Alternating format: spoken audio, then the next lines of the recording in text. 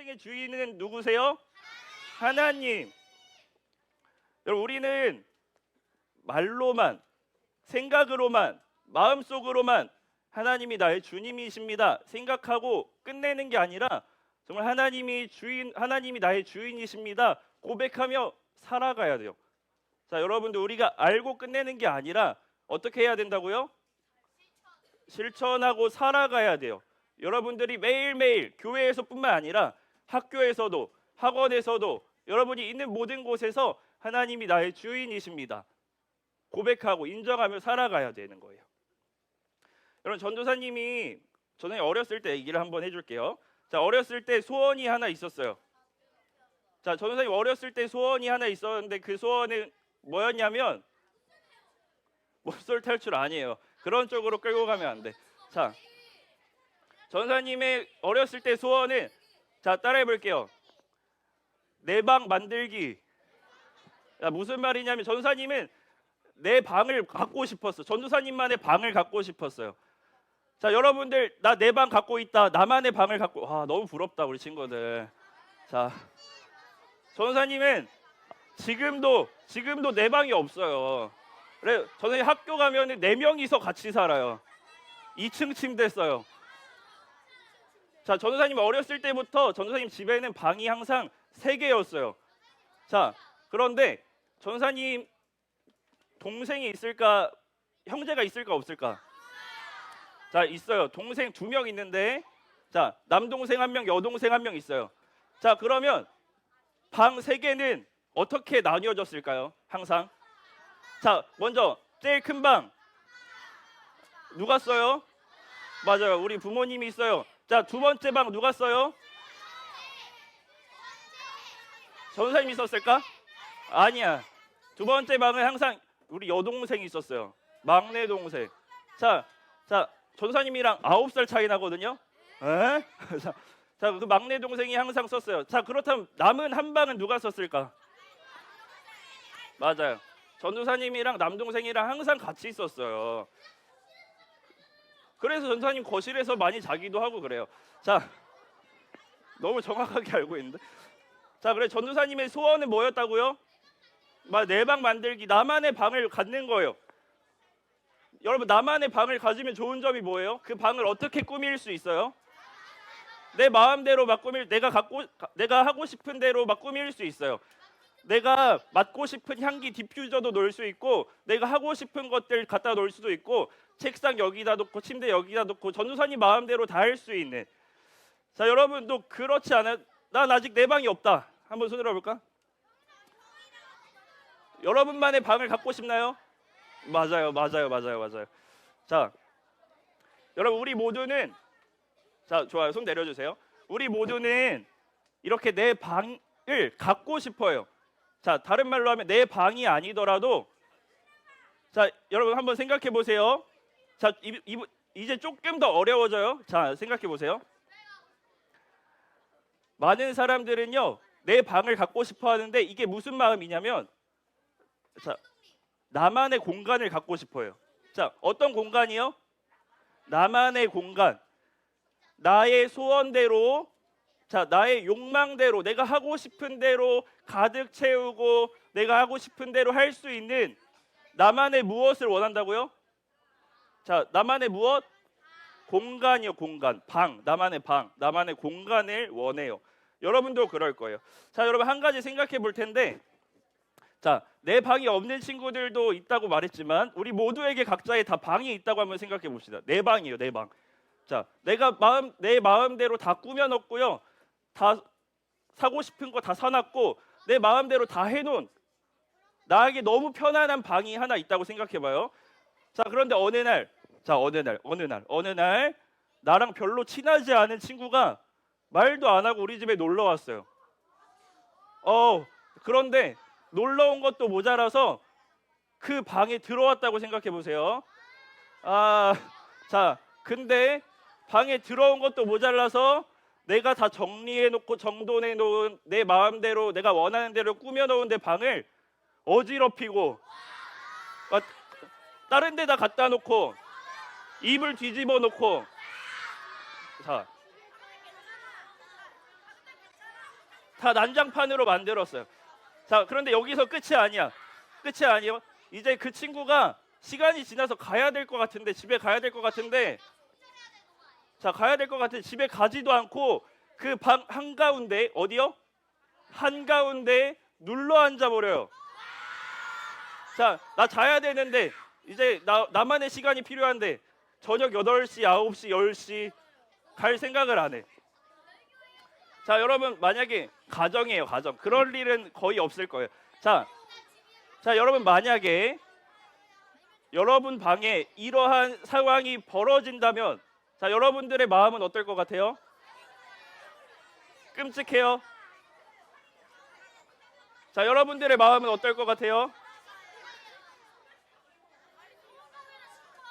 자, 오케이, 좋아요. 여러 가지 감정인데 딱 들어보니까 긍정적인 반응은 없어요. 다 부정적이에요. 끔찍하고 괴롭고 불편하고 쫓아내고 싶고. 좋아요.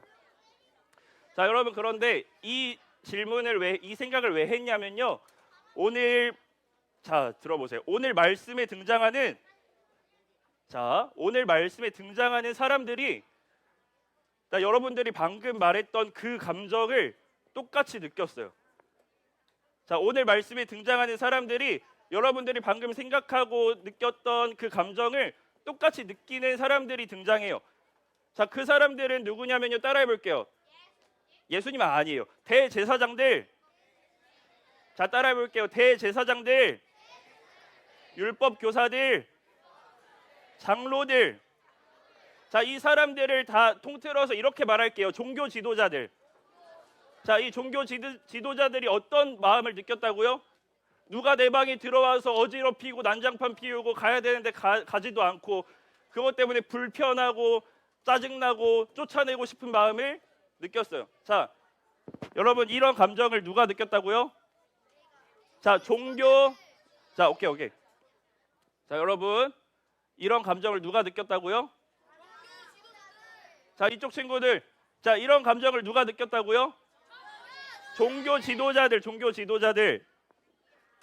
오늘 말씀의 배경이 되는 공간이 있어요. 아는 친구? 하준이 말해볼까요?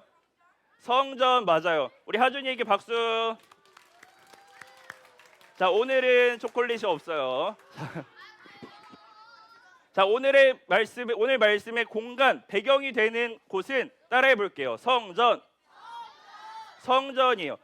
여러분, 이 종교 지도자들은요, 이 성전을 꽉 잡고 있던 사람들이요. 뭐 하고 있던 사람들? 꽉 잡고 있던 사람들. 무슨 말이냐면 우리가 방금 생각해봤던 것처럼 이 성전을 마치 내 방처럼 여겼던 사람들이에요.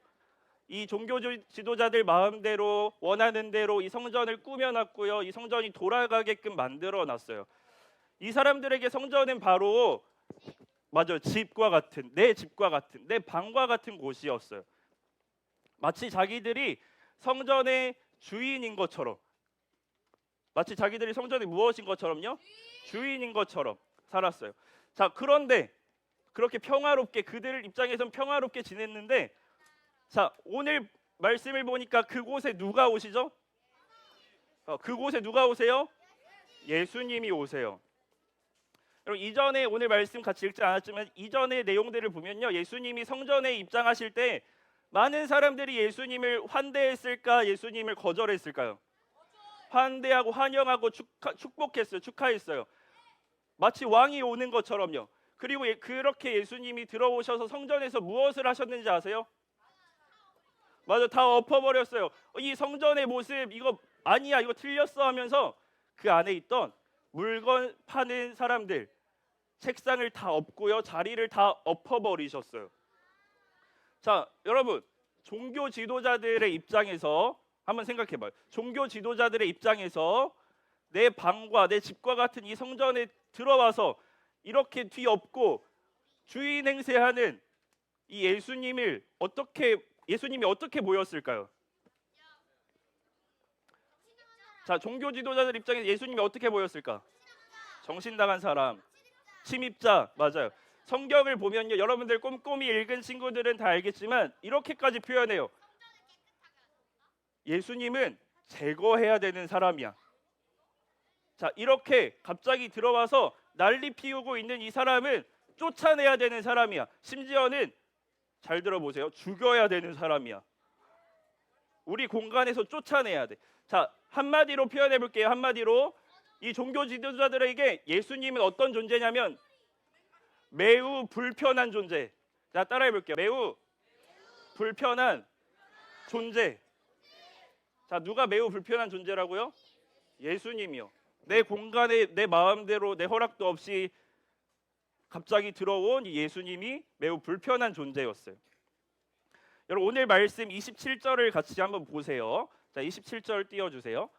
자, 27절 보니까 예수님과 제자들이 다시 예루살렘으로 가셔서 자, 예수님께서 읽어볼게요. 시작. 예수님께서 성전에서 거니실 때 자, 예수님이 성전에서 뭐 하고 계세요? 그 성전을 거니세요. 거닐다는 말 무엇인지 어떤 뜻인지 알죠? 맞아요. 걸어 다니시고 계신 거예요. 자, 그때 종교 지도자들이 예수님께 와서 물어봅니다. 자, 우리 28절 같이 읽어볼게요. 시작. 그들이 예수님께 말했습니다. 당신이 무슨 권한으로 이런 일을 하는 것이요? 누가 당신에게 이런 권한을 주었소? 여러분 이 질문은요 이런 뜻이에요. 이 종교 지도자들이 그 예수님이 탐탁지 않아요? 불편해요? 그래서 이렇게 물어보는 거예요. 여보시오, 이 성전은 우리의 공간이요. 우리가 주인이야. 여기서 이런 행동을 하려면 우리의 허락을 받아야 합니다. 당신이 뭔데 여기서 돌아다니면서 이렇게 속된 말로 깽판을 치는 거요? 라고 말하고 있는 거예요. 우리를 거슬리게 하지 마시오. 그렇죠? 그렇게 말할 수도 있어요. 이 공간에서 내 방에서 우리의 공간에서 왜 이렇게 난리를 피우는 거냐 물어보는 거예요.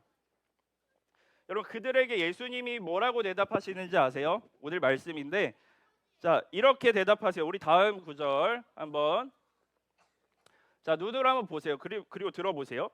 예수님께서 이렇게 대답하시는 거예요. 자 알겠다. 너네 질문의 의도를 다 알겠다. 너네가 무엇을 물어보는지 질문하는지 다 알겠다.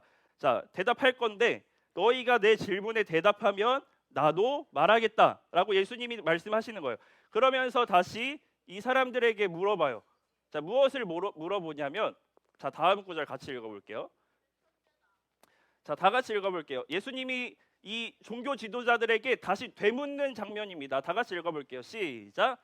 요한의 세례가 하늘로부터 온 것이냐 아니면 사람에게서 온 것이냐. 자 여러분 네 대답해 보아라. 좋아요. 여러분 이 질문은 종교 지도자들에게 매우 곤란한 질문이었어요. 자 어떤 질문이요? 곤란한 질문. 자 두 가지로 대답을 할 수 있었어요. 첫 번째, 자 하늘로부터 온 것이라는 말의 뜻은요 하나님께로부터 온 사람이냐, 하나님이 인정한 거냐라고 질문하시는 거거든요. 자 하나님에게서 왔다고 대답하면 세례 요한은 하나님의 사람이라고 인정하는 거예요.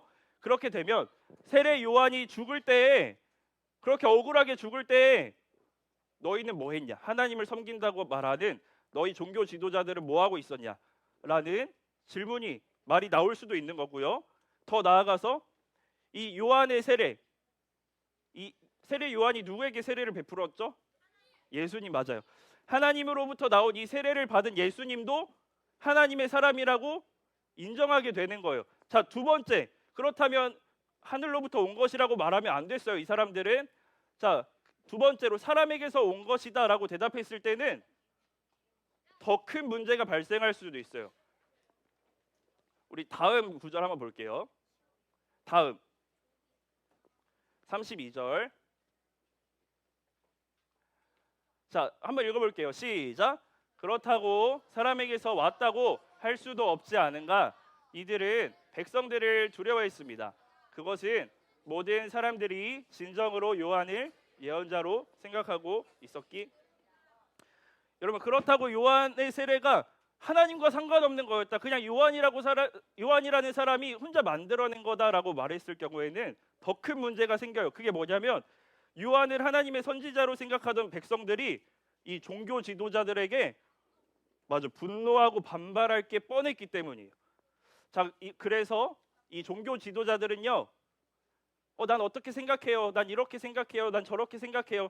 솔직한 마음을 말하는 게 아니라 뭐 하는지 아세요? 서로 머리를 맞대고 의논을 하기 시작해요. 회의를 하는 거야. 어떻게 대답을 해야 될까? 어떻게 대답을 해야 저 불편한 존재인 예수를 몰아내고 우리의 집인 이 성전을 지킬 수 있을까? 의논을 하는 거예요. 그리고 그 의논 끝에 이 사람들은 뭐라고 대답했을까? 엄청 지혜로운 답변이 나와야 되겠죠. 의논을 했으니까. 그 똑똑한 사람들이 생각을 했으니까 지혜로운 답변이 나와야 돼요. 자, 다음 구절 한번 보세요. 자, 그래서 예수님께 뭐라고 대답해요? 우리는 몰라요. 자, 여러분, 이 사람들이 정말 몰랐을까요?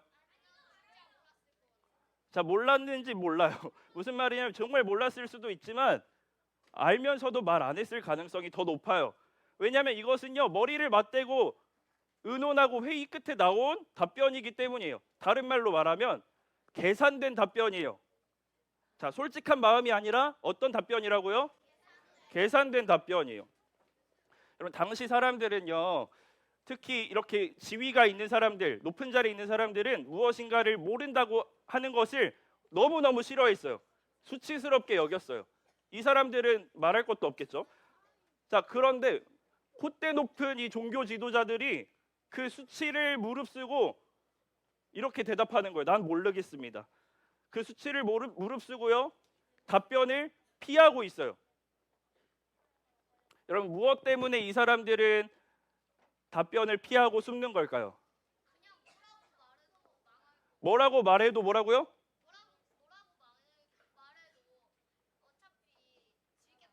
어차피 질 게 뻔하니까. 어차피 방금 손이 뭐라고 했냐면 망할 것 같으니까라고 대답을 했어요. 자, 여러분, 맞아요. 무슨 말이냐면요, 우리 32절 다 같이 다시 한번 보세요. 그렇다고 사람에게서 왔다고 할 수도 없지 않은가. 다음에 이들은부터 읽어볼게요. 시작. 이들은 백성들을 두려워했습니다. 자, 여기까지요. 이 사람들이 그렇게 수치를 무릅쓰고 난 몰라요라고 대답하면서 그 답변을 피하고 숨은 이유가 뭐냐면 백성들을 뭐 했기 때문이에요? 두려워했기 때문이에요. 여러분, 이 사람들이 반란을 일으켜서 두려워했다 이런 말보다는 이런 뜻이에요. 이 사람들은 자신들이 어떤 대답을 하더라도 이 대답 한마디 때문에 자신들을 따르고 있던 이 백성들이 등을 돌릴까 봐 두려워했던 거예요. 이 자신들을 따르고 있던 이 백성들이 자신들이 이제 더 이상 따르지 않을까 봐 두려워했던 거예요. 조금 더 풀어서 말해줄게요. 저 불편한 존재인 예수라고 하는 한 사람 쫓아내려고 그동안 쌓아 올렸던 내 방, 그동안 쌓아 올렸던 내가 하고 싶은 대로 만들어놨던 내 집을 다 잃을 수도 있는 위험에 처한 거예요. 여러분, 이해돼요? 이 상황이 이해돼요? 말 잘못하면요, 이 사람들은 내 방이라고 생각했던 이 성전을 잃게 될 수도 있는 상황이에요. 그래서 이 사람들은 그것을 잃을까 봐 두려워서 답변을 어떻게 한다고요? 피해요. 난 몰라요. 내가 지금까지 이뤄놓은 이 모든 환경과 이 모든 상황들이 사라질까 봐 두려웠던 거예요. 이 종교 지도자들이. 자, 그런데 여러분, 이 사람들이요, 이 종교 지도자들이 이렇게 계산하고 이렇게 해야 우리가 지금까지 만들어 놓은 우리의 방과 같은 이 모든 것들을 지킬 수 있다라고 생각했지만 이 똑똑한 사람들이요, 이 지혜롭게 결정했던 사람들이, 지혜롭다고 생각했던 사람들이 정말 중요한 걸 못 보고 있었어요. 정말 중요한 사실 한 가지를 놓치고 있었어요. 그것은 무엇이냐면 이 사람들은 이 성전을 내 방처럼 생각했어요. 내 집과 같다고 생각을 했어요. 내가 이곳의 주인이라고 생각했지만 스스로 주인 행세했던 그 성전, 예수님이 지금 거니시고 있는 이 성전은 사실 이 종교 지도자들의 방이 아니라, 따라해 볼게요, 예수님의 집입니다. 그곳은요, 내가 만들어 놓은 이 종교 지도자들이 그 종교 지도자들의 욕망으로 내가 하고 싶은 대로 만들어 놓은 그들의 방이 아니라 사실 어떤 곳이라고요? 예수님의 집이요. 성전은 하나님의 집이에요. 여러분, 12살, 예수님이 12살 때 했던 말씀 기억나나요? 내가 아버지의 집에 있는 게 당연한 것 아닙니까? 12살에 예수님이 말씀하셨어요. 하나님의 아들 예수, 누구요? 그리스도, 하나님의 아들. 하나님의 아들이 하나님의 집에 있는 것은 이상한 거예요? 당연한 거예요? 당연한 거예요. 그러나 이 종교 지도자들, 하나님을 섬긴다고 말하던 이 종교 지도자들은 진짜 이 성전의 주인이 왔는데 알아요? 몰라요? 몰라요. 정작 자기 자신들이 주인이라고 여기며 계속해서 이 주인 행세를 할 수 있는 내 방을 잃을까 봐 그것만을 지키려고 두려워하고 있어요. 여러분, 이 종교 지도자들의 모습이 이해가 되시나요? 이 상황이 잘 이해가 되시나요? 여러분, 일부러 모른다고 대답하는 이 사람들을 향해서 예수님 뭐라고 대답하시게요? 맞아요. 우리 마지막 구절 한번 보세요.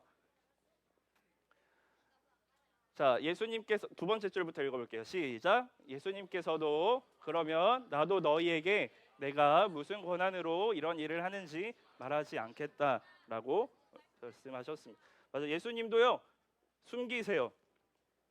그런데 숨기시는 것으로 끝나지 않고요. 우리는 여기까지 읽었지만 12장을 같이 읽어보면요, 예수님께서 계속 말씀을 이어가시거든요. 그 말씀을 보면요, 예수님이 한 가지 비유를 또 말씀하세요. 무엇을 말씀하신다고요? 비유. 그 비유는 따라해 볼게요. 포도밭, 농부의 비유.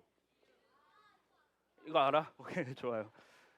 이 비유는 이런 내용이에요. 포도밭 주인이 있었어요. 근데 이 주인이 농부들에게 자기 밭을 맡기고 떠나요.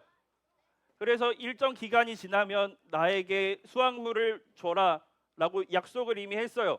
그런데 이 농부들이 주인 없이 지내다 보니까 이 밭이 누구 거라고 생각하는 거예요?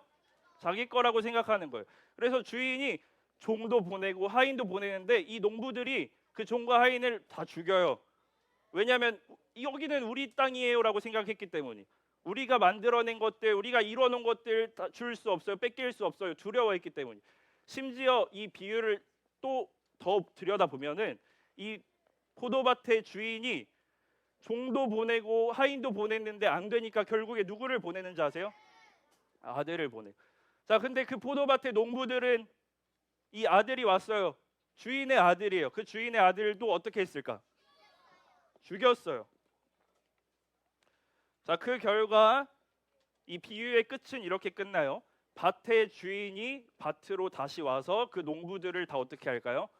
죽이고 심판해요. 자, 여러분, 예수님께서 이 비유를 말씀하시는 이유가 무엇일까요?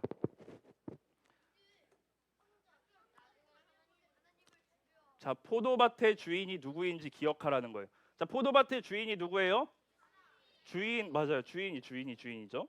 자, 즉 다시 말해서 성전 안에서 포도밭에서 주인 행세했던 농부들처럼 너희가 지금 성전 안에서 주인 행세하고 있다. 성전의 진짜 주인이 누구인지 기억하고 이것을 빼앗길까 봐, 내 집을 빼앗길까 봐 두려워하는 게 아니라 다시 오실 성전의 진짜 주인을 알고 두려워해라 라고 말씀하고 계시는 거예요.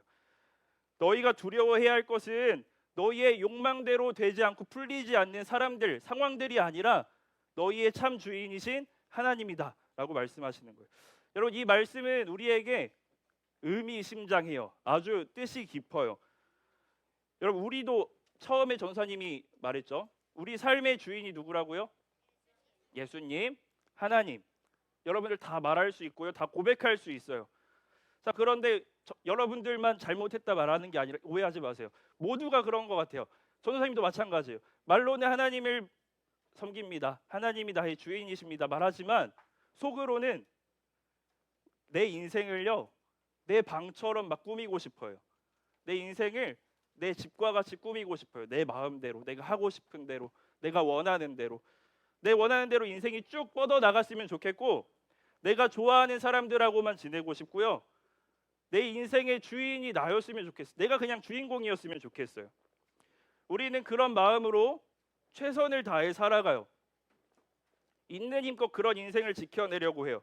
자, 그런데 그렇게 살아가다 보면 어느 날 예수님께서 우리 가운데 오셔서 말씀하실 거예요. 자, 내 마음대로 살아가고 있는 우리의 가운데 예수님께서 오셔서 말씀하세요. 자, 그리고 우리가 예수님께 듣는 그 말씀은 불편할 거예요. 선뜻 순종할 마음이 안 들 수도 있어요. 예수님이 이렇게 말씀하시는 거예요. 마음에 안 드는 친구가 있니? 안아주고 품어주고 용서하고 사랑해라. 너희가 꿈꾸고 있는 인생의 계획이 있니? 그거 다 틀렸어. 방향 틀렸어. 다시 고쳐야 돼. 너가 원하는 대로 살아가는 게 아니라 하나님 나라를 위해서, 복음을 위해서 살아가야 돼.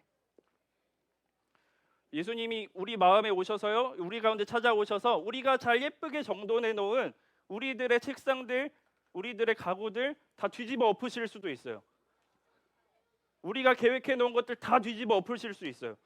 자, 그럴 때 여러분은 그렇게 하시는 예수님께, 우리 가운데 찾아오셔서 거니시면서 말씀하시는 예수님께 뭐라고 대답할 거예요? 뭐라고 물어볼 건가요? 예수님이 뭔데 내 인생의 참견입니까? 라고 말할 거예요?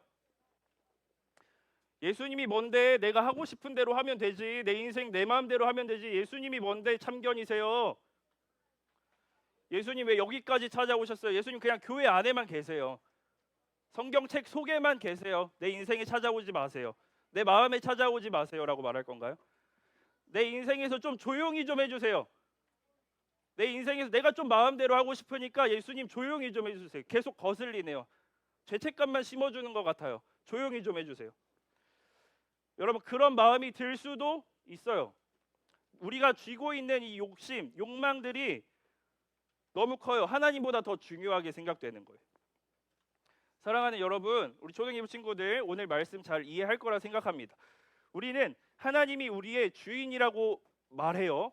매주 교회에 나와서 예배드리고 고백해요. 자, 그런데 여러분, 중요한 것은 이거예요. 정말 하나님을 나의 주인으로 인정하며 살아가고 있나요? 교회에서 말고, 보여지는 모습 말고 정말 여러분들의 삶이 하나님 앞에서 그렇게 살아가고 있나요? 사랑하는 여러분, 하나님을 바라보면요, 우리의 인생의 주인이신 하나님을 보면요, 내 욕심과 내 욕망을 계속 잡고 있을 수가 없어요. 우리는 하나님을 두려워할 수밖에 없어요. 왜냐하면 하나님 앞에서 우리의 모습이 너무 부끄럽고 초라하기 때문이에요. 그래서 그 진짜 주인이신 하나님을 정말 본다면, 주인이신 하나님을 정말 인정하고 산다면 우리는 하나님 앞에, 따라해 볼게요, 엎드려서 경배하게 됩니다.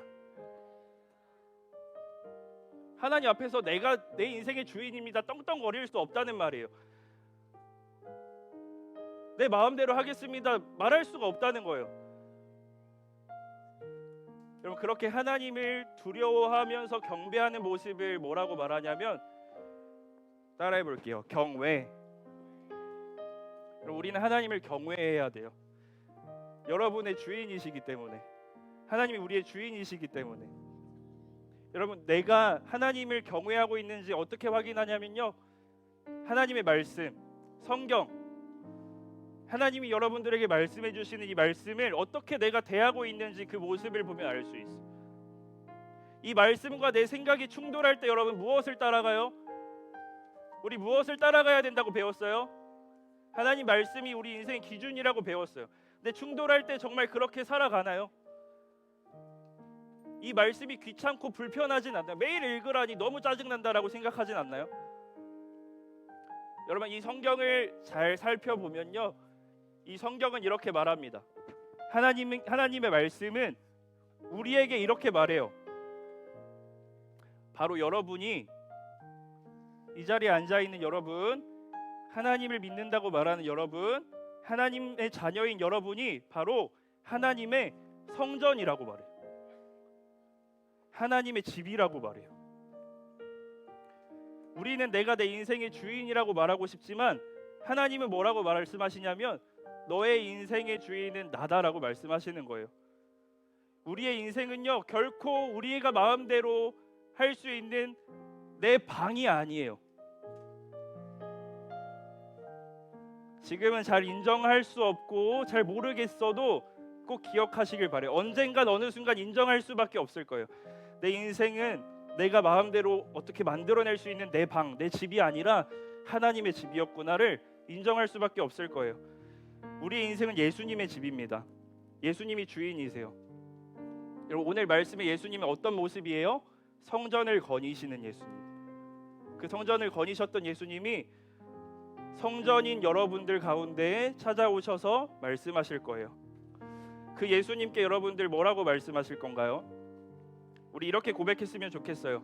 따라해 볼게요. 주님, 주님이 나의 왕이십니다. 내가 주님을 경외함으로 경배합니다.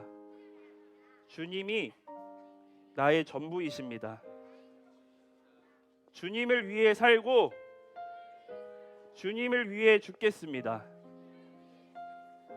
그럼 이 고백이 우리의 참 주인이신 하나님께, 예수님께 여러분의 진심을 다해 드리는 여러분들의 고백이 되기를, 우리의 고백이 되기를 소망합니다.